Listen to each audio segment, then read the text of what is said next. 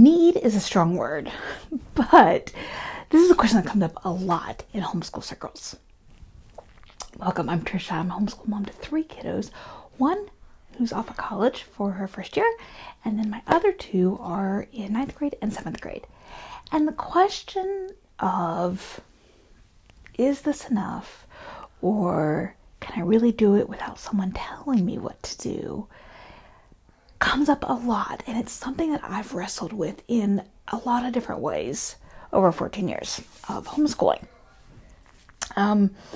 So I want to chat today about what our approach has been with literature as far as curriculum goes and kind of what I've learned from it. But before I go any further, I want you to, down in the comments, share with me a favorite book that you, a book that you or your kiddos have enjoyed recently. I am always looking for ideas and always looking to share ideas with other people. So please let me down there, take a look at the other comments, see what people have left, and I hope you're inspired. My long-term goals for reading. These are mine. This is where you need to think about going back to what is your why. My long-term goals for reading were that my kids were exposed to good literature and that hopefully they would find an enjoyment in stories. And if you stay tuned to the end, I'll share with you some of the resources that I've enjoyed for finding good literature. What I disliked about reading when I was in school, you may have had the same experience, was all the answering questions about things that I just read. I loved thumbing through my reading textbook. It was the one textbook that even when I didn't have homework in elementary school, which back in my day we didn't really, or very often at least, it was the one textbook that I still took home on a weekly basis because I enjoyed it. And even when we started novels, I enjoyed those. And I wanted to read. But I didn't want to do all the questions. I can't say that for sure it killed a love of reading for me, but it certainly didn't help.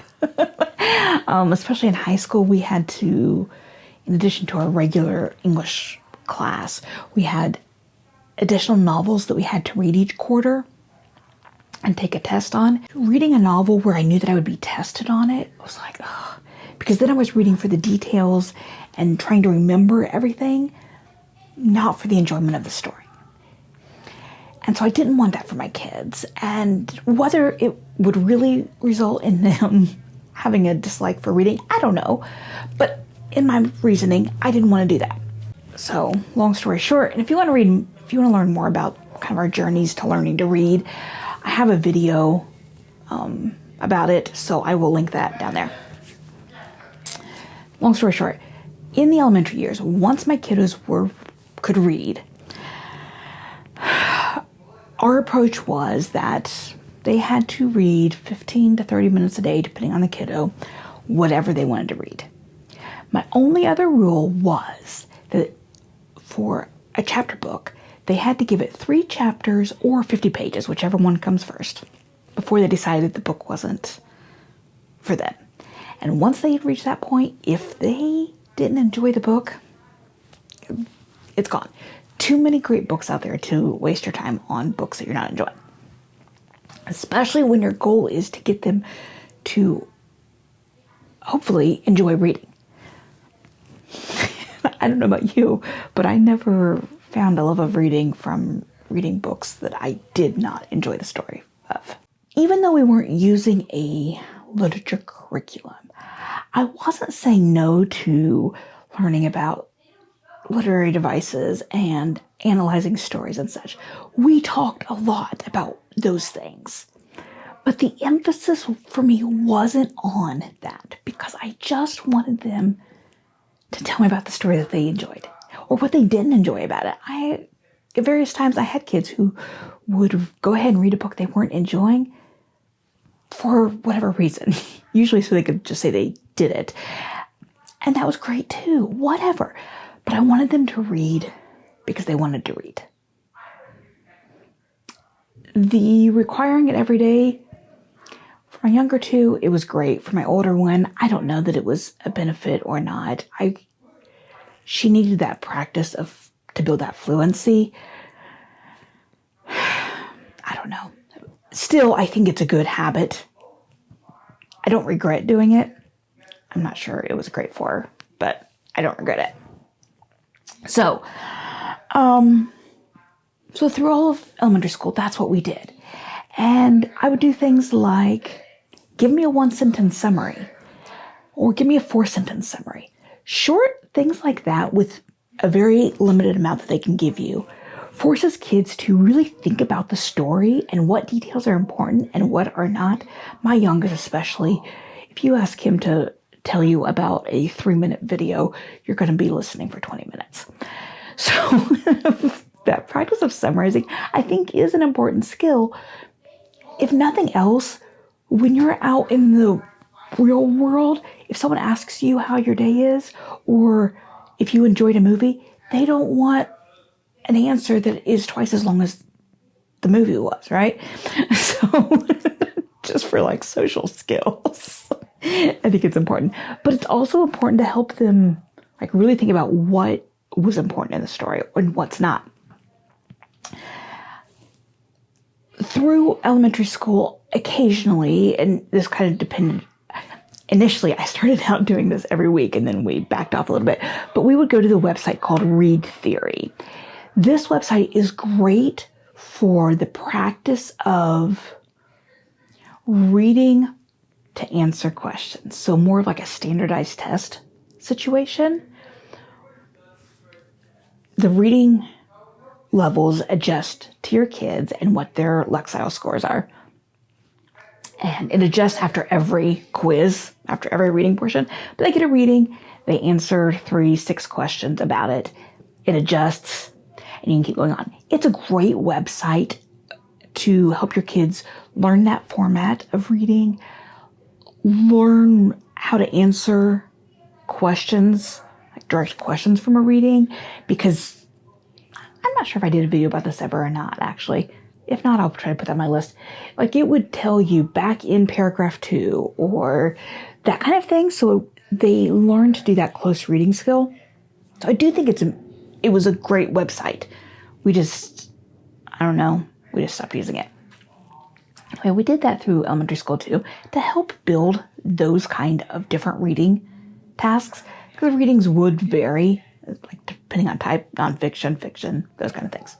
Anyway, as they neared middle school, and my youngest is in 7th grade, so this is how I'm doing it with him as well, I started mixing things up. And instead of just letting them read whatever they wanted to read, we would do a mix of a reading list that I would create specifically for that kiddo each year and free reading. Now, Matthew this year has been enjoying Fish Tank Language Arts.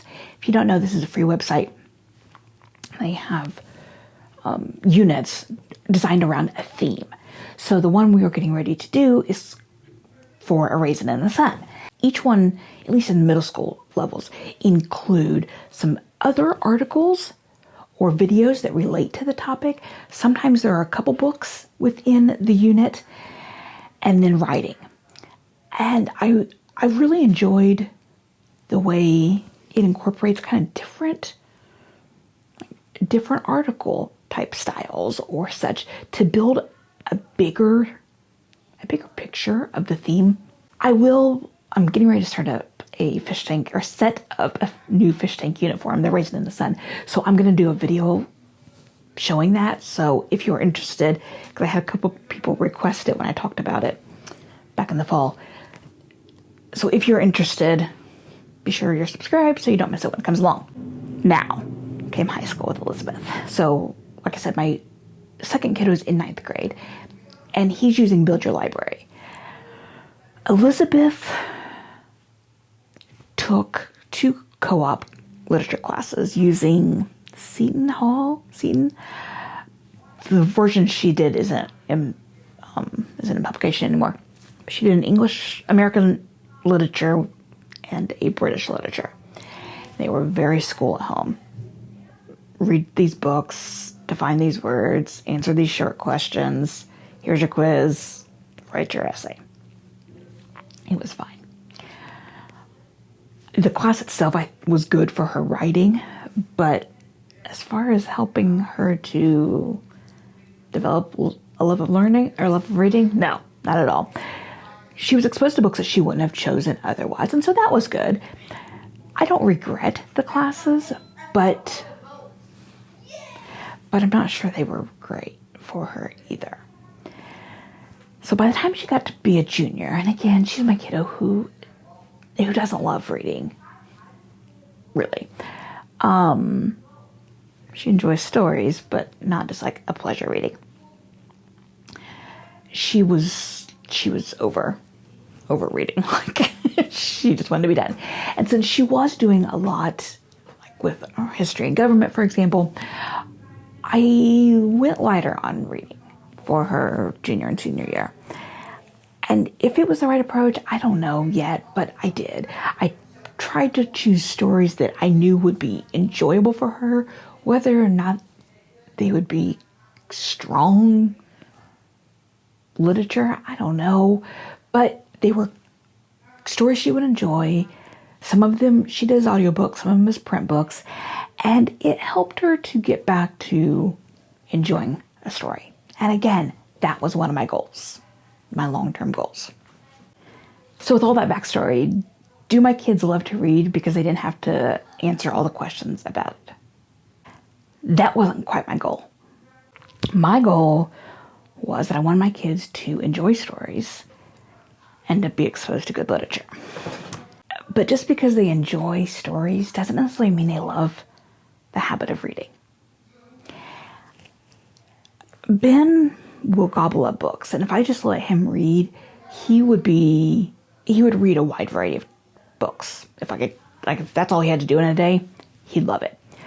Matthew will read for pleasure weekly, but not necessarily every day. Elizabeth, she doesn't.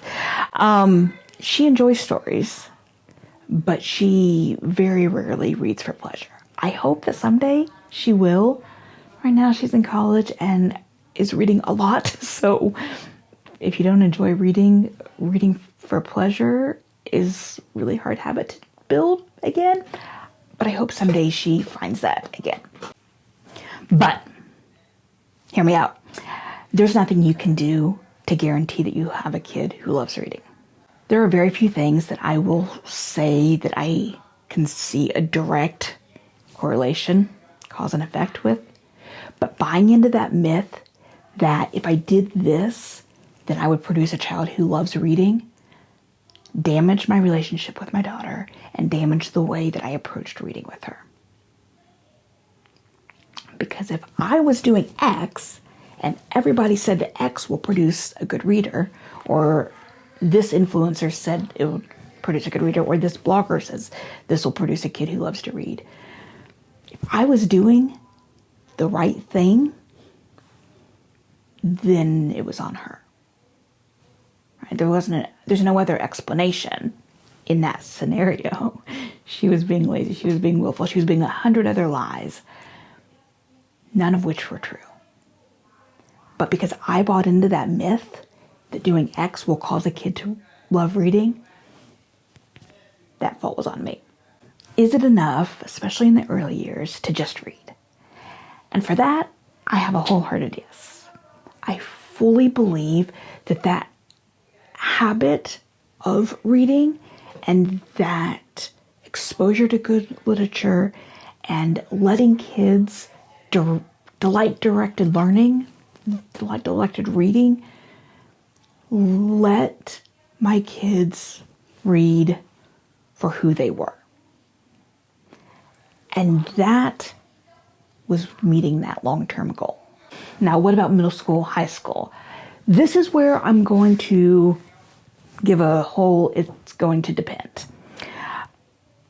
I fully believe, and this is one of my high school failures with Elizabeth, that kids need the opportunity to write often and in a variety of subjects and approaches. I did not do this well at all with her. Long story that, I don't know, maybe someday I'll get into.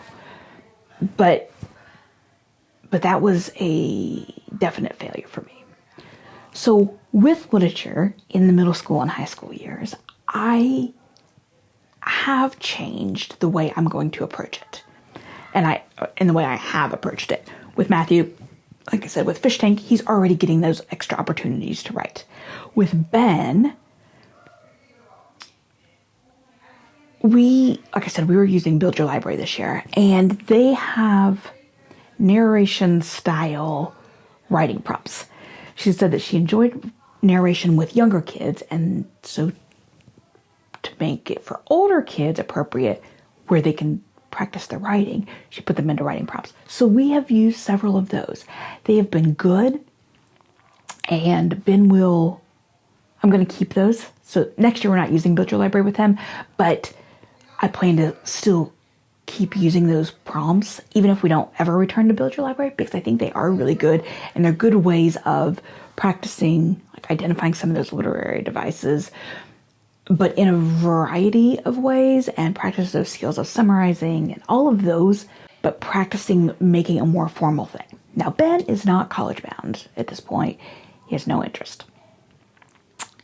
So for him, my approach really is going to focus less on analysis and such, because who cares if he can identify the different parts of a story arc? Like, he's not going to need that. But I want him to be able to discuss books, and I want him to continue developing that love of literature. So my plan, we'll see, is going to be just to continue giving him a reading list for the year, with occasional chances to choose his own books for school time reading, and then keep writing, keep using those composition cards, and keep talking about the books, and hope for the best. Matthew, I don't know. This jury's still out because he's only in 7th grade, and I don't know what high school's going to hold for us. So it's kind of our story, and where I can see that I failed, and where I would suggest to you to not do the same mistakes that I've made. Now, I told you I would share with you some of my resources that I've used for making reading lists.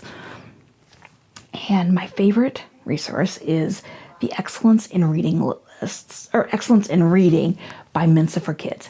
Yes, that's the genius organization, but these books aren't for kids who are geniuses. They're just a good, solid reading list.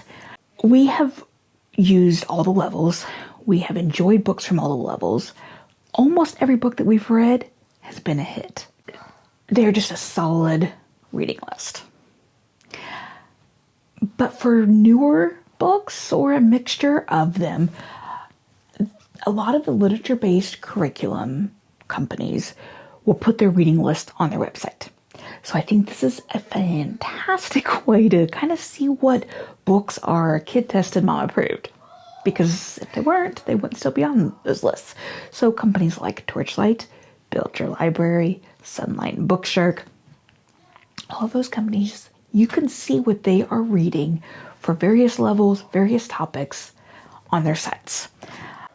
For older kids, the Great American Read List by PBS is also fantastic, but you're going to need some discretion because they were books that were voted on by the general public. So not that they're not good books, but there's books on there that may not be what you're wanting your teen to read. So it's a great list, just use some discretion. If you want to know more about how we use reading lists, learn our favorite learning to read resources, that kind of thing, I've got a link to my blog over there where I'll have it straight to my literature section so you can see all of those posts. And I will see you over there.